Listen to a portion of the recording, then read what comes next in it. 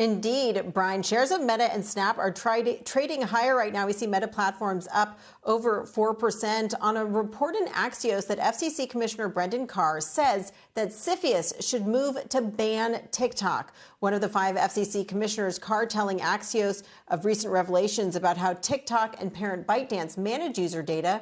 Quote, "I don't believe there is a path forward for anything other than a ban." Worth noting here that the FCC itself doesn't have any authority to regulate or ban TikTok. CFIUS does, and CFIUS is currently in talks with TikTok to determine if it can or should be divested to a U.S.-based company. Also want to note here that we have seen TikTok growing ad dollars and users. The app has been downloaded well more than 200 million times in the U.S., and we've heard a lot about TikTok and the threat it has posed to the growth of Snap and Meta. I also want to point out that shares of Oracle are at session lows on this news, down about 2%.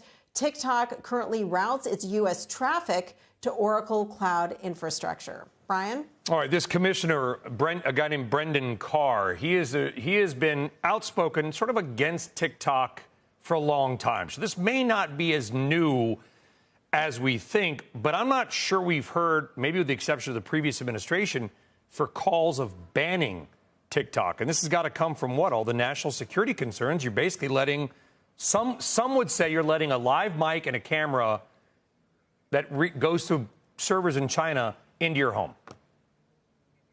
Also, keep in mind that we are a week ahead of the election, and there's this question of how the algorithm and the content that is shown to users may be influenced by the ownership. Of course, TikTok has said and ByteDance has said repeatedly that they are operated out of those servers here in the U.S. and are not influenced by their Chinese ownership. We are still awaiting a comment from TikTok on this news. But you're right, Brendan Carr has been a critic of TikTok. But what's notable here is that he's saying he doesn't see any path forward other than an outright ban. This is notable, particularly, Brian, because we do know that there have been these conversations between CFIUS and TikTok about what a divestiture to a U.S.-owned company might look like. So he's saying a ban is the only way. You couldn't have it transferred to a company that's based out of here. So interesting stuff. We'll see how it all transpires, because ultimately this is in the hands of CFIUS, not the FCC. Yeah, and you wonder if there's also a macro impact on already strained U.S.-China relations, effectively. Julia Borston, developing story. I'm sure we'll see more.